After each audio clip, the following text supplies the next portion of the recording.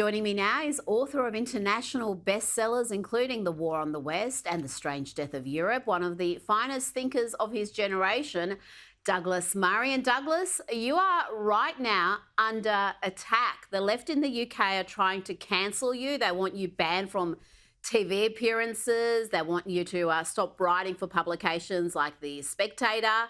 But it hasn't stopped there. Led by the likes of Alastair Campbell, he's a supposed former journalist turned Tony Blair spokesperson, New Labor spokesperson.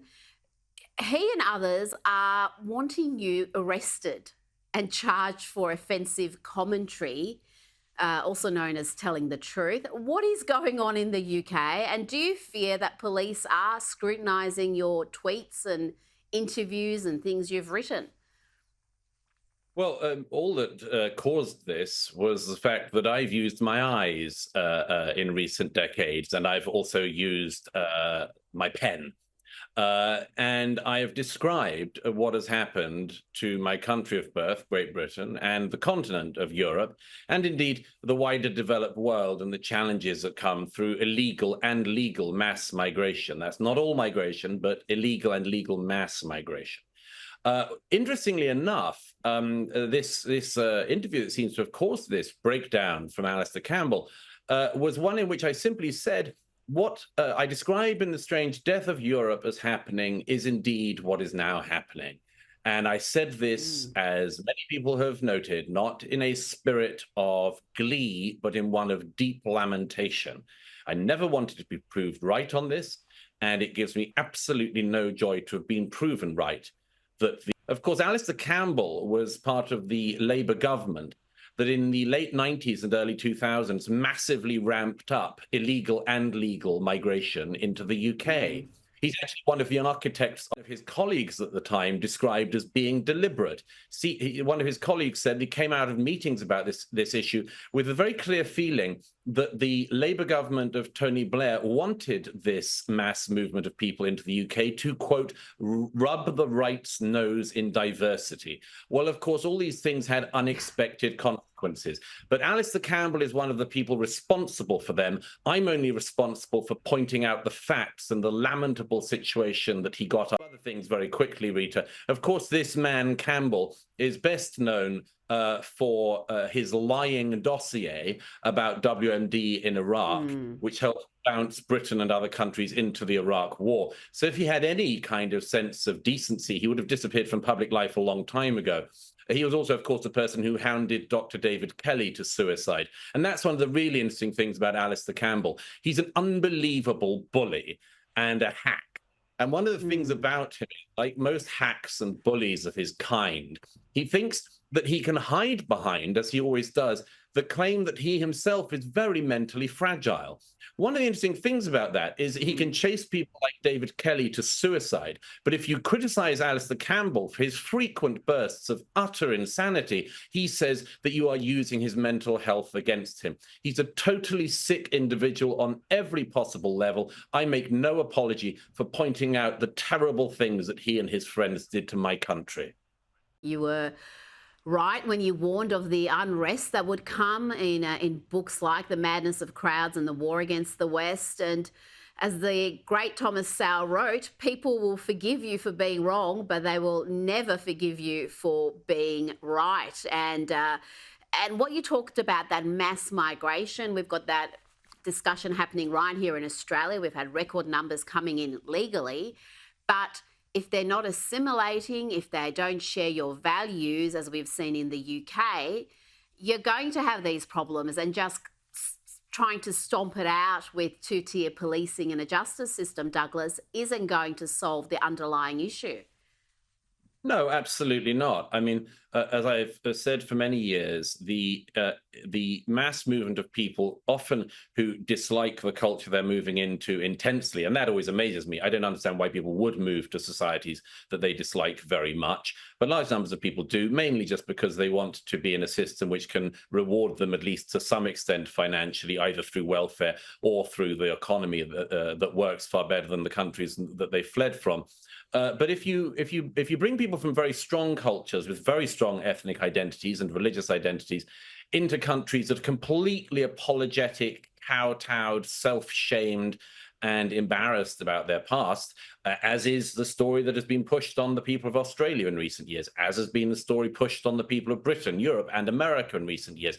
You don't have a hope of integrating people. So yes, all of this stuff is absolutely predictable. It doesn't require a prophet. It just requires people with their eyes open and a willingness to tell the truth. And I hope that people do have their eyes open and continue to tell the truth, as I will. And I'm not going to be intimidated by any of these people who should have so much guilt on their consciences. I would be surprised that they dare to show their faces in public again.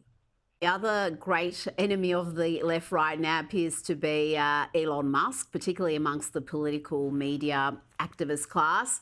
Look at this deranged piece in The Guardian, where else, with the headline, "You know who else should be on trial for the UK's far-right riots? Elon Musk." That was the headline, and the piece goes on to call Musk one of the world's most prolific enemies of truth.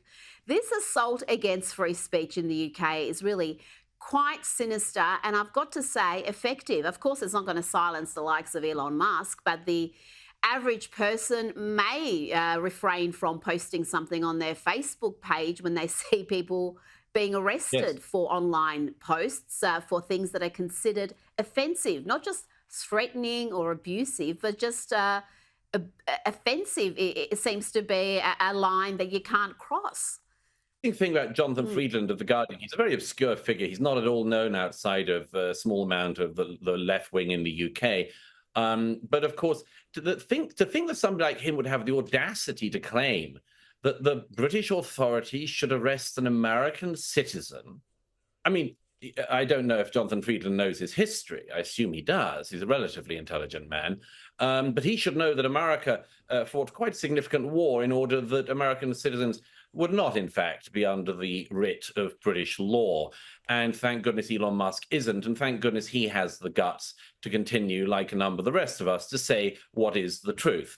The interesting thing, by the way, about two things to say about Jonathan Freedland in this ridiculous piece. One is that Jonathan Freedland actually, after noticing the success of the Da Vinci Code and other sort of rather low boilerplate novels, started writing novels himself under a pseudonym. And one of them, published in 2017, is an extended wet dream about the idea of the assassination of President Trump. It's extremely open. That's the only skill of the book, such as it is that it's an excitable book for people who would have loved to see Donald Trump getting assassinated. On that principle, of course, perhaps the American authorities ought to ask for the extradition of Jonathan Freedland for writing a crappy genre novel under a pseudonym in which he dreams of the assassination of President Trump. Of course, it would be ridiculous to do so because nobody would read his book.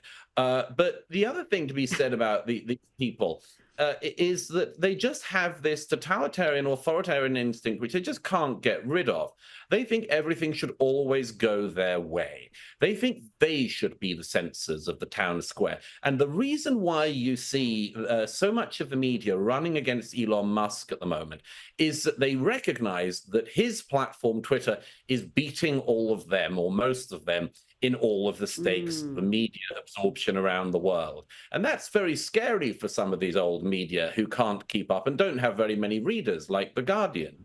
But, you know, it is a very important thing you mentioned there, Rita, that in actual fact, and Rowan Atkinson, no less, said this in a speech 11 years ago, it's perfectly possible, you see, that people like me, billionaires like Elon Musk, will be able to get through this era and will survive it. And I certainly plan to, and I'm sure and know that Musk does as well. But what about, as you say, the person who does not have the platform that I have or the means that Elon Musk has? What about them when, as is happening all the time at the moment in the UK, police forces that have not solved one burglary, yes, you heard that right, not one burglary in recent years, are knocking on people's doors and arresting them for Facebook posts, for retweeting things. Sure, there are some people who've said some horrible things and disgraceful things in recent weeks, but oh my, the priorities of the British police.